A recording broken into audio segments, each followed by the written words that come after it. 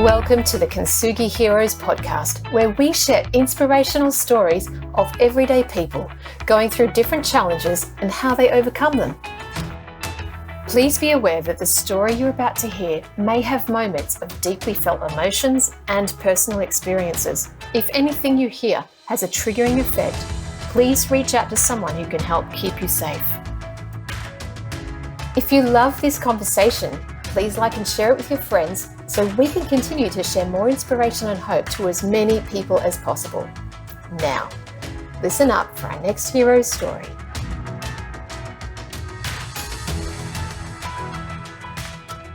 And in this episode, I met with Mark Henderson, and he's a very real and everyday yet serious story of being a victim of family abuse. You know, he tells the story of the journey that he went through with his wife and how she eventually was just diagnosed with bipolar disorder, but through the journey of being with her, the impact it had on him and then his mental well-being as well. You know, it really shows how important it is that we take care of ourselves, but also that others around us, especially in our families, can really impact us, and also how it impacts everyone else, right? And it's wonderful that Mark was able to navigate his way out the way he did, and I love the clarity and the warmth and the heart that he gave his story. I hope you enjoy this one with Mark Henderson.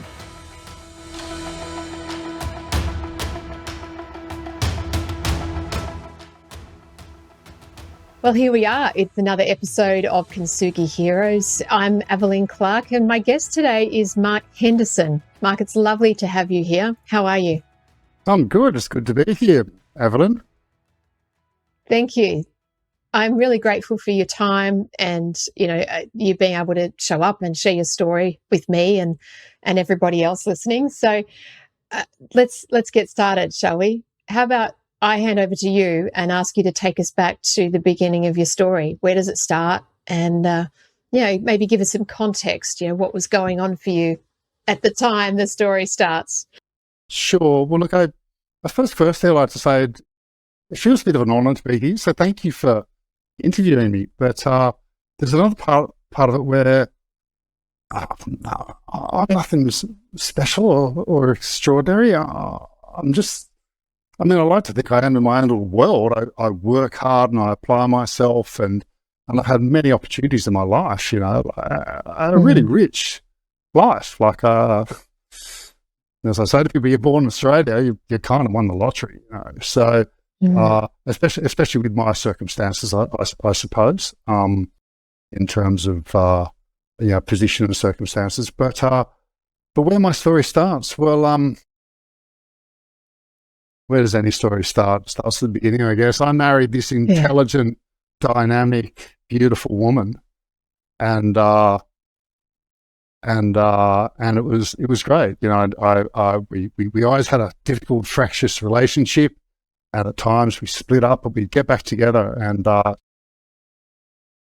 fantastic, right? Like a lot of laughs, really funny person. As I said, quite dynamic, energized, educated. But then over time, and we had three great kids, three fantastic children together, three sons. But over time, she became more fractious. She became ill, and she was in big denial over this. So when I sit there and say, what's my tough story, I need to start by saying, it's tied into her tough story, and it was tough. It was her experience, and it was pained, and it still is pained. And in some ways, I married this woman, and I was very much let's get it right, marry for life sort of thing, and which might be a dream. And even when I married, I knew it was kind of a bit of a dream, but nonetheless, you're going there open-eyed and full of hope and care and love, all of that stuff. So that was where my story started. And my ex now, she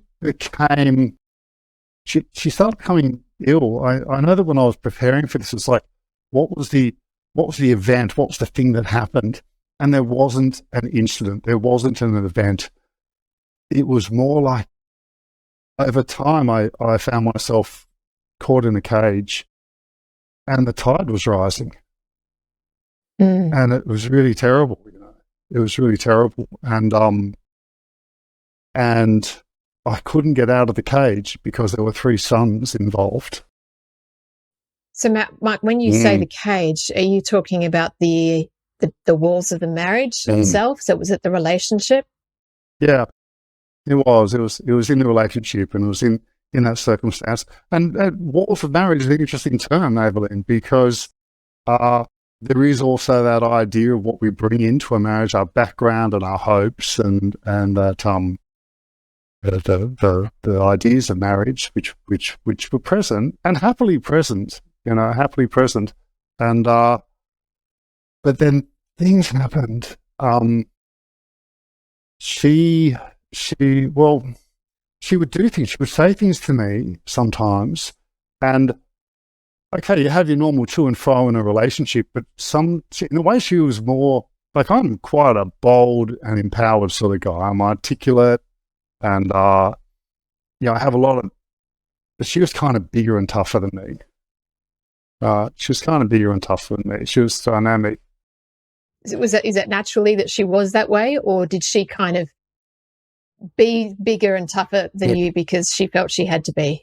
What was that dynamic? A little bit of both. There was always a bit of a dynamic of competitiveness, which I reflect back in a relationship. But she was also, look, as it came out, right, so she had this thing called bipolar 2. It was misdiagnosed for a long time. And, if you look at the 1% of people supposedly that might have this, they over-contribute in terms of contributions to the arts and invention, and, they're kind of brilliant. She had this ability, when I say she was dynamic and intelligent, she did have the ability to sometimes, to be to and frozen in conversation among a whole group of people, and she could suddenly just go, snap, grab it, and just say something insightful. She had this dynamic about her, which is really attractive. It was really great. And I'm a bit more of a thinker in that, a bit more sanguine. So I'm sort of like, the wheels are churning in my head, but I'll let them churn. I'll let them churn and munch and grind for a bit, and I'm okay with that. And that almost is like going on in the background sometimes for me, quite often. So until I'll try to give it a narrative, give some language to it. Words are important for me. They're important for everyone, but I seem to really try to struggle to find the right ones. And it's important. So look, anyway, I was within the confines of this relationship, and she'd do things which I remember sitting there and thinking, that's not fair. That's not fair. Like what you're doing, what you're saying. Or I'd come up with something, to discuss it, and suddenly be attacked, launched down my throat. And it's like, whoa, what's going on there? And if I question that, she was quick, and then I'm off balance. And then I'm being pressed. So there was stuff like that was going on. What else? This was also playing out with our children. So she was at times she was really aggressive. At times she was vacant. She was like depressed. Another time she was full on, and I mean full on swearing. She gets so frustrated. I mean, I had been pushed up against the wall with her elbow in my throat, things like that. And look, I'm a big unit, right? But I just don't use it. But she's not she. I mean, she was a state athlete. She's 5'11" and about 75 or 80 kilos. But physically, I'm a big hard unit. But I'm not someone who's ever going to. I don't use that. So, and it was okay. It was kind of okay, but it definitely wasn't okay. On the other hand, so there was that sort of abuse. Yeah, was she diagnosed at this point, or was this kind of leading up to the diagnosis? Oh, no. So if I want to go back and say, where did it begin? So there's all this stuff going on. At one stage, one of our kids had he had a dyspraxia, so he couldn't get his words out. And we went and saw the speech pathologist and then a counsellor at the hospital. And she sort of saw the way Kim was behaving and said, I think you might have depression. And then we said, would you help us with this? And then she said, no, I deal with kids, but you should get it checked out. And then suddenly my ex goes, well, we're about to go away, so let's do nothing. And we were moving house. We were going to go to another state and work. I could transfer and work, and we thought, let's go have an adventure. And we did that. And then we got up there and she saw a doctor and she put on this great song and dance in front of doctors. I knew she was, but she was acting strange. She was drinking more. She was up and down. She was aggressive at times. And but she'd see a doctor and she's like, oh, yes, well, a mother of 3 kids and doing this and doing that and writing a book and doing, and put on this song and dance. So the doctor's like, oh, you're on counsellor, maybe. And I'm thinking, what do you mean? No way. I had to put up with it. And so she just was in denial. And then at one stage, and this went on for years, and at one stage we had this time where I sort of said we had this fight, in fact, and look, my ex is a published author, I should add, so and in memoirs, and she even teaches memoir writing and things like that. So she's got an energy to her. And the first book was just was really great. It was about her growing up. And the second book was really it starts with a fight, and this between her and I. And this fight happened. Some of the events I remember differently. I ordered them slightly differently, but nonetheless, this fight did happen, and it was fierce. It was swearing and gnashing of teeth, if you want, things like that. And but then reading her autobiography, she suddenly made the comment that, great, I got out of it again. And I suddenly realised and thought, wow, so that fight that I'm really hurt by, it was a tactic. It's a tactic to get out of it, so she didn't have to be confronted with me going, this is unfair, stop behaving this way. And she caused that. And she might think it was also clever. I'm sure she doesn't now, but this is whittling away at trust and respect and kindness in my relationship. And it was whittling away at it. So we had this time, this particular period where she became so fierce, and for 2 weeks she was screaming at me and fiercely, and get out, leave, go on, why don't you just leave? And I was quietly in my own world in tears, because I thought this fierceness is going to go from me to my 15-year-old son, my eldest child, and he's a child. He's going to be smashed. And but eventually I just sort of came to this idea that one of us are going to die, whether it be me, whether it be her, be one of my kids. And I didn't know what else to do. So I actually went out one day and met someone. No, I didn't meet someone. That sounds wrong. I went and found a place to live. Right? I went and found a place. And shook hands with the man and his wife. A nice couple, about 10 years older than me. It was an apartment. I remember thinking, well, although I don't really have the money for this, I'm getting the 2-bedroom apartment with a bit more space, because I fully expected my children would in quick succession be coming to live with me. At least the eldest 2 boys. And then I went home and said, hey, Kim, I need to let you know I just went and shook hands with someone to take on a lease. And then she looked at me and went, oh, Mark, please don't go. I think I might be really sick. I was like, oh. So I said, okay. So I ran up with the person, pulled out. Well, actually, I didn't say okay straight away. I said, okay, you've got to come to counselling with me. And she said, yeah, okay then. Again, in her book later on, I read that she had thought Mark will never get it organised and organise that. It'll be like the other things he didn't organise. The 2 things being, one was I'd always said, let's do dancing classes together, thinking that'd be fun.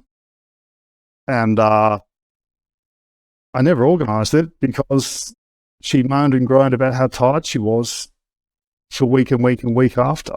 And the other one was I always thought it'd be great to foster a child. We've got the resources, and I worked in human services, but then she wasn't coping with 3 children. Taking on another child that's really difficult, that possibly has issues and behavioural issues and needs to be really calm. So I never did that. But this time, I went and found a counsellor, and I actually did my homework and asked quite a few people, and I found this great lady. And so normally you go from a doctor to a counsellor. We went straight to a counsellor, and this is another important event for me. So we get to the first counselling session, and my partner, being the person she is, has this great big long list, and I get hammered. I have her telling me I'm wrong, and the counsellor pretty much wagging her finger at me. But there's part of me I'm thinking, no, I'm not perfect, but I'm not that bad. No, I don't think I'm that bad anyway. And then we get to the second counselling session, and we get halfway through it, and the counsellor suddenly goes, stop, just stop. Okay, Mark, I don't need to see you anymore. We need to get to and do some work, if that's okay with you, probably for the next 2 or 3 months. And I kept a pretty straight face, but validation I felt was huge. It was like, as I said, for me, trapped in this, it was like I was in this confines of a situation, and it was like the tide was rising. And I could see that, we were sick, and eventually someone's going to drown. No, I was going to drown. And suddenly it was like I could see down that the plug had been pulled and this might start draining. Anyway, I got validated in a way, and I thought, thank goodness. And I sort of kept my cool, and I wasn't going to close or anything, but there was a part of me inside was just going, oh, yeah, wow. So I'm not all these bad things maybe. And yes, the relationship and marriage is in a difficult circumstance, but there's this other thing which is finally being called out, and maybe it can be isolated, and that was that's hugely important to me. And so then time went on, and she did this counselling, and then eventually I did some big thing, but she was then misdiagnosed. Great.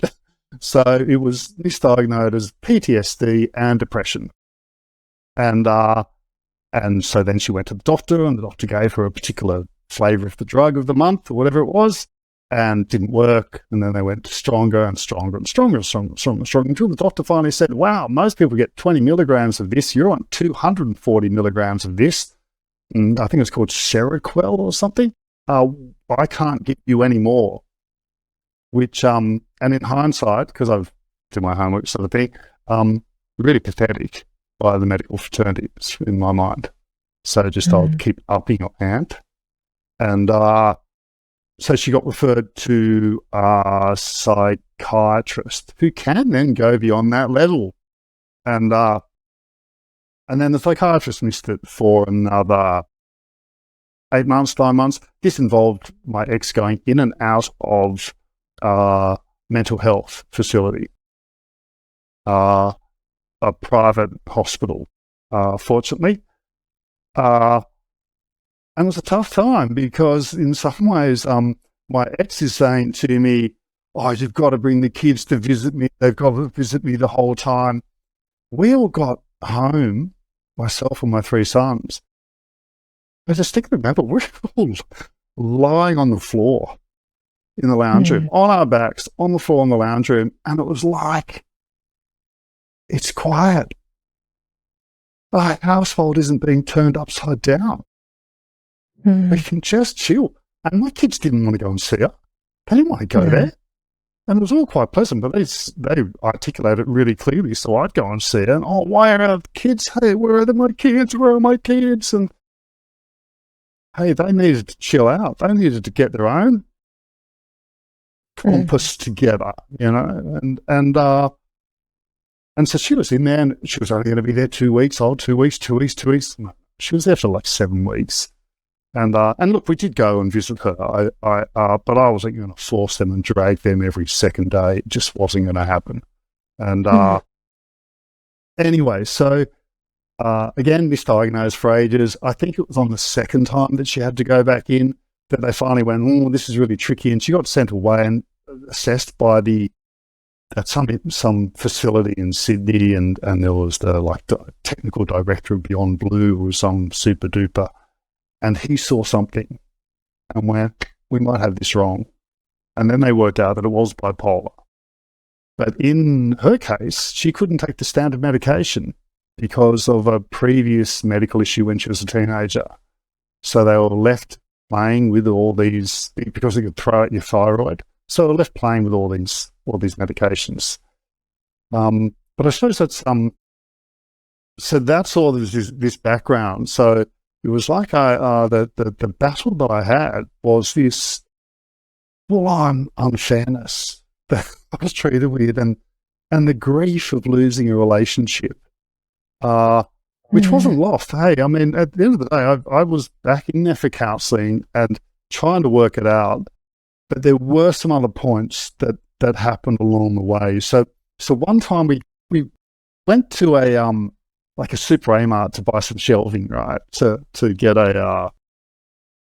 we were having some built-ins made at the house, and the guy doing it, neighbourhood builder, he sort of said, oh, look, just go to Super A-Mart, buy the stuff and just whack it in, do it cheaper than I can do. It's not worth your time.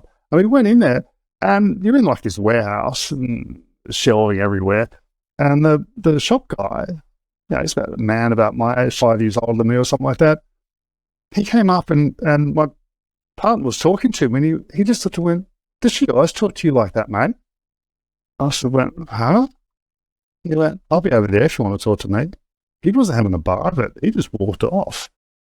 And it was a little innocuous thing, but for me, it was one of those moments where you sit up and think, wow, a guy who's meant to be helping me, just pointing out which cupboards are around, just goes, toxic now.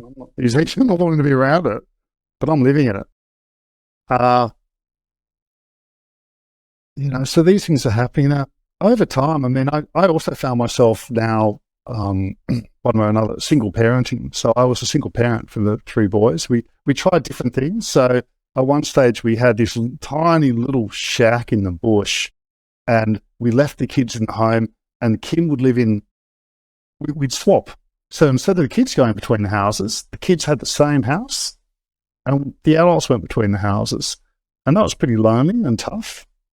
And but it was our way of doing it, to think, let's give these kids stability. And not a bad thing to do. And we're in this situation where we could do it, and we're prepared to do it. But it was tough. My kids would ring me up and go, Dad, you've got to come home. This is a nightmare. It is so bad. She's just screaming at us. And but I was sort of like, no, you're actually going to have to work out your relationship with your mother one way or another. You're going to have it forever. How old were they at the time? So my eldest was 15, 16, and then I had a 14-year-old and then a 11, 12-year-old. It was I was a bit worried, a bit young, but he was kind of in his own world. And anyway, and he'd sort of oscillate to his room and be fairly quiet and pretty easy to live with. But they'd get quite upset. They'd sit down and go, we go to talk to her, and she's suddenly on the phone to her friends. She's had all day to be on the phone to her friends. And and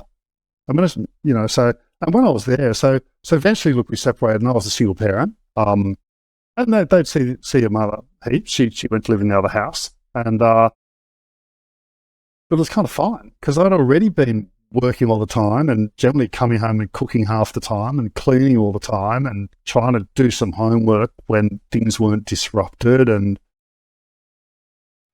so life sort of got easier. Sorry for the interruption. This is Ian Westmoreland, the founder of Kintsugi Heroes, and thank you for listening to this story from one of our amazing heroes. Our mission is for these stories to provide hope and inspiration to people experiencing life challenges. and to also educate the broader community on how best to provide support. If you would like to help us to continue to produce more hero stories and cover more adversity themes, we would welcome all donations. These can be made via our website, kintsugiheroes.com.au. The donate function is at the bottom of the homepage. We'd also welcome any feedback. You can email me direct using ian@kintsugiheroes.com.au. Now let's get back to the story.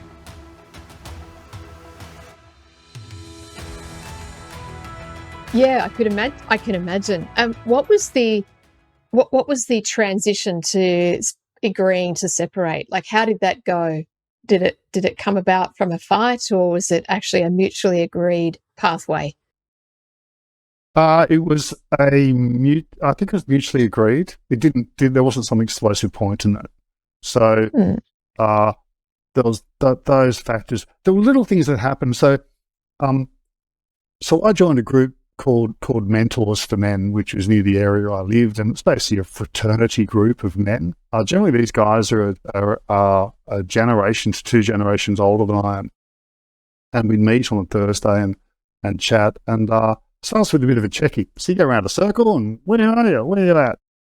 And you can actually and these guys, I'd got to know them quite a bit over time, and these guys had. I suppose, there was respect. There was a depth of knowledge with each other, and we shared a lot for a long time, and or quite a while anyway. So, and there was one time you could easily sort of take the talking stick and just pass on and say, "Oh, I'll pass today." But I hadn't said, "I'm numb. I've got nothing to say," and went to pass it on. And actually, one of these guys, which you normally wouldn't do in that sort of circle, just said, "Not good enough, Mark. What's going down?" and a few others nodded their head as if, like, what's happening. And I had to step into where my numbness lay. And so my job was working in human services, and I generally was up for working with a tough end. So I might be talking to someone who's in crisis, who needs something immediately, and sometimes you can't get it for them. But sometimes it was tough, and I think I'd dealt with my ex in the morning and basically got up and just been blasted for something, and then come in to see this group of these guys and say I'm numb, and say I'm not feeling. It's like I'm numb, and then having to step into that a bit and find what is in there, and it was a sense of injustice, I guess, and but then also saying, wow, I can do all the right things and be thinking that this is the right things I'm doing, and things still don't go right, and that is my experience in the world. So that's what's going down for me. So that was sort of like a seminal point for me, I guess, in its own little way. Something inside me goes, you know what? You think you're a good guy, you think you're doing the right thing, and whether you are or not, it still doesn't work. So, screw it. Just screw it, right? And it was kind of liberating in its own way. As I said, I don't suddenly hit these points. I'm a bit more of a chew over things for a bit, but I think this internal liberation went on, and that was a good sort of thing. So that was where I actually, and I should say, these men in this mentoring group, they also held me. Now they had my back, and it's really good.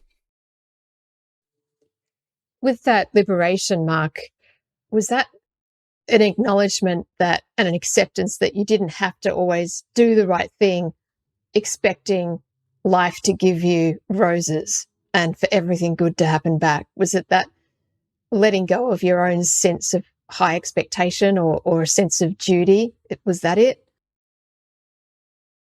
I think so. I mean, I still have a bit of a sense of duty, I guess, or responsibility. I think it's sort of evolved. Maybe it was duty, and now it's evolved into responsibility in some ways. Because, as I mentioned at the start, I've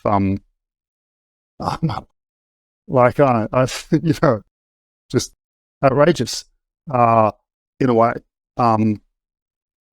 What's been presented to me in this life, and there's responsibility in that for me, which I sort of work in some ways assiduously towards meeting an expectation. And I'm not the smartest or brightest or hardworking prettiest or any of that stuff, but I can still put in what I can put in, and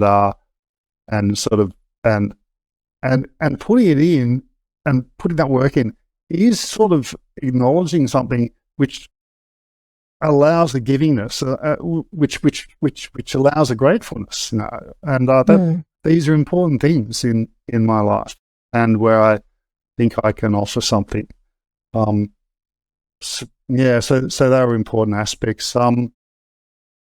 So you gave yourself permission to not feel that you had to keep giving in the marriage and keep doing the right thing, whatever that was for. Oh goodness, yes. Yeah. I was, it's interesting because my ex would still try to, do guilt trips on me. Oh, you didn't do this, you didn't do that. But as she's a published author, and I've looked at her books, and part of it was a memoir, which is to do with marriage, very much in the marriage breakdown. So I'd go, I remember that event. And some things as I said, my recollection's a little bit different. But on the whole, it's pretty true to form. And there were parts of it where I think that was, it's giving me insights into what she was thinking there. She's thinking, I got out of it again. Or the parts where, because I would go into the recycle bin and go, crikey, there's another bottle and a half of wine in there. But she's drinking. What is drinking? And I thought, but the way she's behaving, wow. But she was a bit more clever than me. So she was drinking 2.5 bottles of wine, but she was hiding the other one. So she was giving away a bit, but not giving away at all. Yeah. So good for her. Clever her. Whatever. So there's those sorts of things. So the mentoring men, so that was that, do you think the turning point that then enabled you to then go down this path of, agreeing to separate and you finding your own way in a different, with a different internal, I guess, I won't say structure, but, modus operandi, no longer needing to have that sense of responsibility or obligation. But I think there were two other things. There was partly that I'm feeling supported and held by them in a way, but there's also that time I remember lying in bed and realising that this was not going to go away. So it's not going to get better. It's not going to suddenly be right, and I get that. But I was still up for going down this course of life. But then we had a particular counselling session. So we're still doing counselling, right? We're still trying to bring it together, and we're still doing counselling. And there was this one counselling session where Kim just looked at me and went, I don't forgive you. I'm never going to forgive you. I will never forgive you. And she said it with this venom and conviction. And I wasn't even particularly sure what I'd done wrong. I did some things wrong, which I get. But there was one. I had a boat and I took the kids out on the boat once, and she asked me to make sure they wear life jackets. And between getting them ready and getting them on the boat and everything else, we didn't. Okay, and I get it. They should have worn life jackets. We can all swim like fishes, and didn't happen in my youth. But nonetheless, they should have been. I had agreed. But is that never forgive you for the rest of my life? It kind of, and that for me was a bit of a, I'm not living with that for the rest of my life. No, No. You get to go around this game once, and well, at least in the one that you remember, I guess, or whatever. And I no, no, and there were kids. There were still children. There were still children involved and things like that. So, and the effort and energies that I want to apply in my life. So that was the way it is. That was a key point where I suddenly sort of thought, I came out of that session and I thought, I'm out. I've had 2 years of counselling and all this stuff and in and out of hospitals and me doing everything, and I'm out. And that was that. Yeah.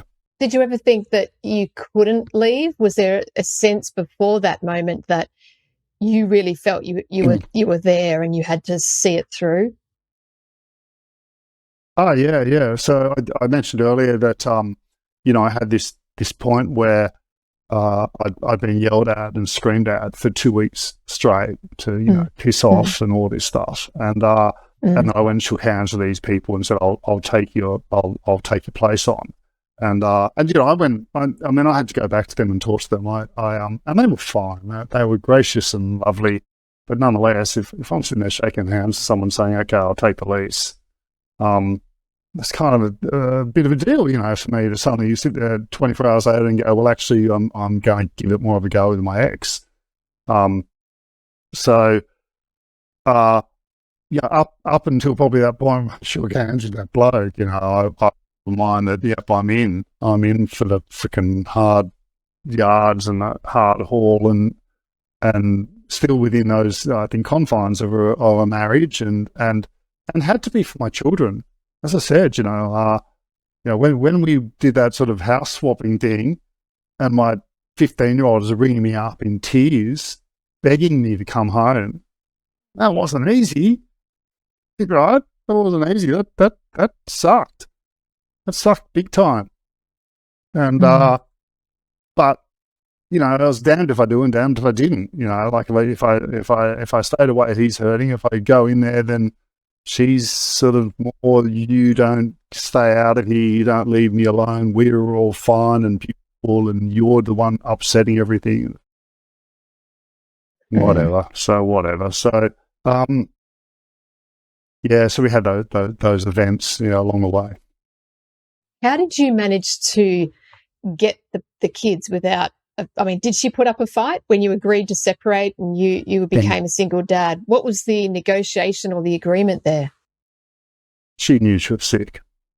She has some insight, and the kids are pretty clear where they wanted to be and what they wanted to be doing. So we did that, and she was kind of happy. There was a part of her which was happy. So she had started writing this memoir from the start of her life, and it was advancing. She was in book negotiations. So she was published, by an external author and stuff like that. So by publishers or whatever. So which is kind of a big deal, I think. I think they get about 20 or 30 manuscripts a month, and they take on 3 or 4 a quarter. So it's pretty hard to get published, I get. And she'd been through, I'd helped edit the first one, she'd edited and things like, so that was sort of advancing for her. So she was happy to be away in her little cabin, working and me looking after stuff. And heck, from as far as I'm concerned, and I actually saw me looking after the children as actually honouring part of our relationship. So I don't want to give the impression that she was an uncaring mother. She was a great mother for a lot of the stage, and mental health overtook us. So that sort of stuff went on, and in our commitment of the marriage is the idea that this is about kids, right? Kids come first. Like when we had our kids, it wasn't here's 2 adults and the child's coming along for the ride. No, there was a family going for the ride, and there were adults and there was a child, and we were cool with that. And we were on the same page with that. And I actually see that the efforts and energies I've put into my children over time is still honouring part of that commitment. It's lovely. It's really lovely. How did your boys cope after the separation and beyond? Oh man. So the oldest one, one of my friends pointed out really quickly, he was like, he's cruising while I was cruising, and then there's any stress, he's away, he's disappearing. And he was, and we lived in a nice little sort of surfy town on the north coast of New South Wales, and he was safe. So he'd be at his mate's place and riding a bike and going for a surf and out the door and here, there and everywhere. But it wasn't to say they weren't still really freshest times. I mean, there were tough times with that, and they took a toll at one stage. I remember I remember being in the police station with my eldest son. So Kim had done the whole arm up against the throat thing against him when I was away one time, and he'd pushed her over onto a bed, and then she'd rung the police, and the laws had just changed about something. This overzealous police officer was hassling Kim. You've got to press charges. And she said, oh, okay. And suddenly the police were chasing him down at his footy training. He's 15. It's just wrong. And then suddenly, so I'm meeting him at the police station, and this police officer she is just really wrong. And I'm saying, you're not getting it. This isn't a policing matter. This is a mental health matter. And you're giving the wrong end of the stick. She was really overzealous. And, but I'm there standing with my son, and there's this circle up on the wall, which is, they call it cycle of abuse. And there's these 8 types of different domestic abuse you can go through. And we were sort of joking, but we're going, oh, number 1, yeah, that applies to us. Oh, yeah, number 2, that applies to us. Oh, yeah, number 3, that one too. Oh, number 4, oh, maybe not. Oh, no, 4. Oh, yeah, number 6. And it's sort of this crazy, demented humour, but nonetheless, yeah. And I'm there experiencing that with my son. As it happens, it was just, at the end of it, the police officer, we actually walked out, right, when we were meant to be waiting for an AVO, and the police officer runs out and goes, what are you going for? And I just ripped into him. And I said, mate, it's 11:30, this child needs to be in bed, he has school the next day. Stop being so tardy with how long you're taking to write your AVO up. You get it together, Oh, I could arrest you, like, bring it, mate. Yeah, like I'm not some wimping wallflower, mate. I know my rights. You want another world of difficulty, I'll give it to you. And I didn't say that to him, but I'm thinking it in my head. I'm thinking, no way, I want to get my child home in bed. So, yeah, yes, it impacted my kids, and they had to deal with that, but we talked these things through. My second child, at one stage, he took off with the girlfriend's family, and wrong. It was wrong on so many levels. He was, he might have been 15 at the time, or 16, just turned 16 or something.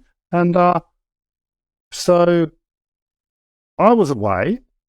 Kim was going to look after the kids. Her mental health, I checked in every day. I organised for her to get a massage once a week. There was a cleaner coming into the home. Everything was in place, and I was going overseas with a friend, or meeting a friend overseas, to help him with an art exhibition. 3 weeks off, I needed a break. It was like, and then I arrive in America and I get this call, and Kim's gone to hospital, and the grandmother's going to check in on the kids, but the grandmother just drives them all mad. And do I come home? Do I stay away? And then I come home, and the family of my second son's girlfriend all of a sudden decides to leave town, take a lease up in Queensland, and move with him. They've got this saviour mentality. And suddenly I come home, and my 16-year-olds sort of absconded with the girlfriend's family, and I'm not cool with this, right? Really well-meaning, nice family. I mean, the father's a doctor, the mother's a do-gooder, but it was just, no, it was wrong. It was really wrong. And as it happens, they're telling, oh, we've got him for life. And as it happens, he was back in 4 months. You know what I mean? But tail between the legs, I remember him knocking on the door. and me opening the door and him being there, I think that must have been really tough, like really tough. And yeah, he basically communicated that he couldn't talk to me because he just knew I'd talk him out, and he just couldn't do it. And but knocking on the door, and I remember seeing him and thinking, "Oh, I've just made a curry and some rice. You hungry?" And so we just sort of picked up from there. Like, what do you say? Mm. And so that was okay. And yeah, and the youngest child, he has a very difficult relationship with his mother. Yeah, that's a tough one. But and the youngest is 19 now, and the others 23 and 22, and reasonably nice, adjusted fellas. One's completed his degree, and the other one's sort of starting his other one, and they're getting on. They're quite independent, which I'm pretty good with. I tend to think getting independent a little earlier in life is you get on with life. Like live an adult life. So, but you still want to be caring towards them. So, did you have someone or something or a belief or a faith that helped you through those what sounds like pretty tricky, tough, confusing, tumultuous years in the cage? Yeah. I suppose I have a self-belief in myself, and where does that come from? I look at that, and I think, as I said, I got brought up by stable, loving parents. It wasn't great. It was just a regular, things ups and downs like parents do, but nonetheless, stable, loving parents, quite well resourced. In a nice neighbourhood, played with the neighbourhood kids, and had a fair bit of freedom. Had a fair bit of freedom for my generation, I guess. In some regards. So my mum, my mum actually worked part-time at a time when most women didn't work. But she was pretty clever and pretty hard working. She was just she was quite clever and hard working, I guess. So my dad was sort of similar, working all the time. So, but I had that, and it was stable and consistent. So I think that was good. So in terms of that internal sense of who I am was generally there. I think it got diminished and a bit demoralised. But as I said, I had little things like when the psychologist, this really experienced psychologist, sat there and said, "Mark, I don't need to work with you. Kim, I need to work with you." And I kind of knew that when I'd organised. But Kim wouldn't have gone on her own. She needed to go in a couple, and that's okay. I mean, as I say, we were married, so so that little bit there, it was almost like some bands got taken off me, and I went, "That's right. I'm actually I've got this. I've got this." So yeah, that sort of aspect, that stability and love which received early in life, I think is important. Yeah, and a sense of hope. Things change. Things change in life, and problems. Problems are really just opportunities. In some ways, is that language. I've had that language all my life. What do you call? They call it reframing now. I think. I don't know. A good, solid, positive mental attitude, I think, shouldn't be underestimated. Yeah. The things that you've spoken about, Mark, I know a lot of people could probably relate to this. Our divorce rate's very high, but there's a lot that goes on before you get to that divorce rate, that moment, and it's tough.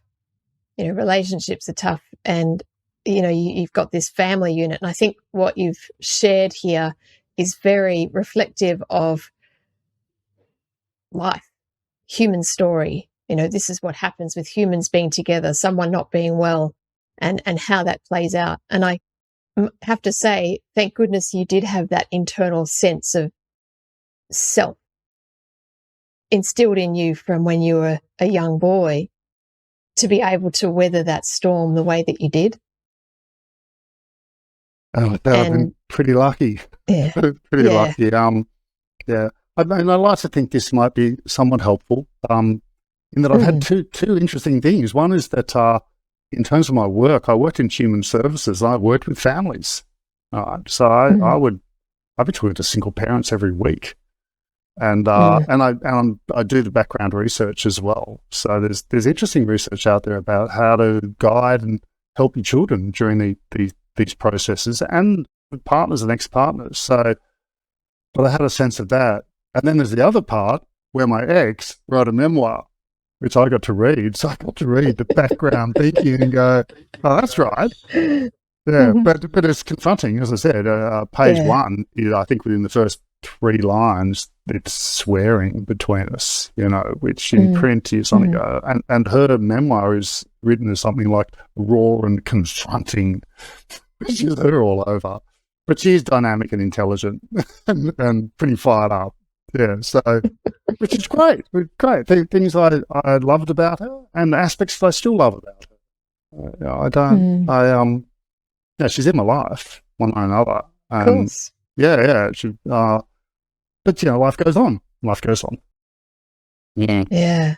What a beautiful way that you've been able to acknowledge her and the role that she's played in your life and continues to play in your life, as the mother of your sons, and now still always will be the mother of your sons. And just talking to you, I can see there's no animosity. There's nothing. You've got a smile on your face. Obviously, you've moved on and you're happy. And like you've said, you're lucky. You love your life. You're doing amazing things with the community, helping people, and you've got 3 well-adjusted boys. I mean, what a great place to be, right? Yeah, it's good. It's good. Pretty lucky with it all. So I suppose something's smiling on me, I guess. Great. But it's not over yet. Like we it's interesting. I read some of the ideas of, what's the event in your life? What's this? And I sometimes think it's life is a progression. It's not getting to mountaintops and planting flags. It's about walking up the mountain. All right, just slogging your guts out, walking up the mountain. A lot of us say, happiness. Happiness may or may not come along, right? Do things to me, and I've researched this stuff now, do stuff with meaning. If happiness comes along, great. Good for you. If it doesn't, it's okay too. I have a broken arm at the moment. I could have a really negative language around it, but it's just something I'm going to have for a couple of months. It's actually going to heal okay. And so I need to calm down. So this is a gift. It's not like a gift I would have chosen, right? Open up the Christmas tree, roller skates. Smile at the child who just gave me the roller skates. But, what do you do? You try them on, you give it a go. Yeah, so. That's right. As we come to a close, Mark, I want to thank you for sharing that your journey and your experiences, and it's been really insightful, really insightful. If someone is listening to this who is experiencing anything like what you've shared with us today, what would you like to tell them? It might seem counterintuitive, but honour your pain. Honour your difficult bits. Because unless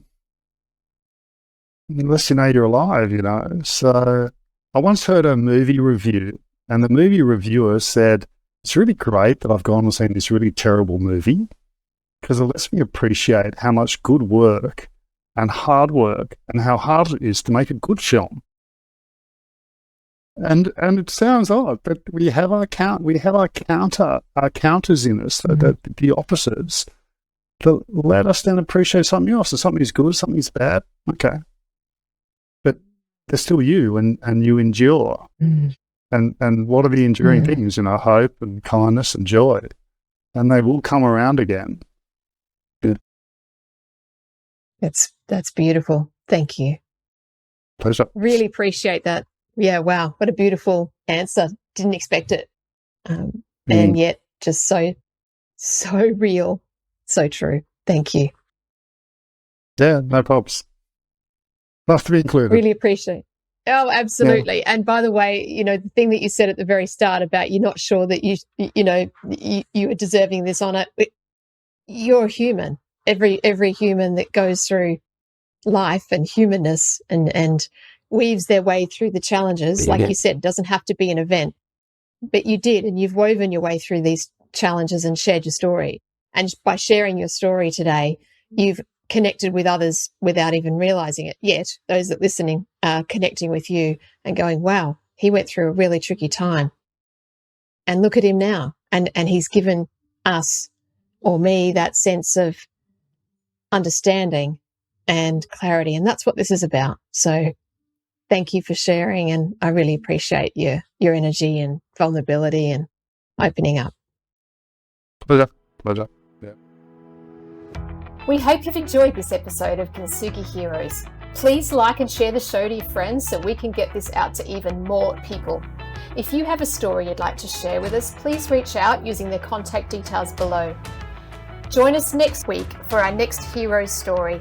Until then, keep being you, and remember that we are all heroes in our own unique way.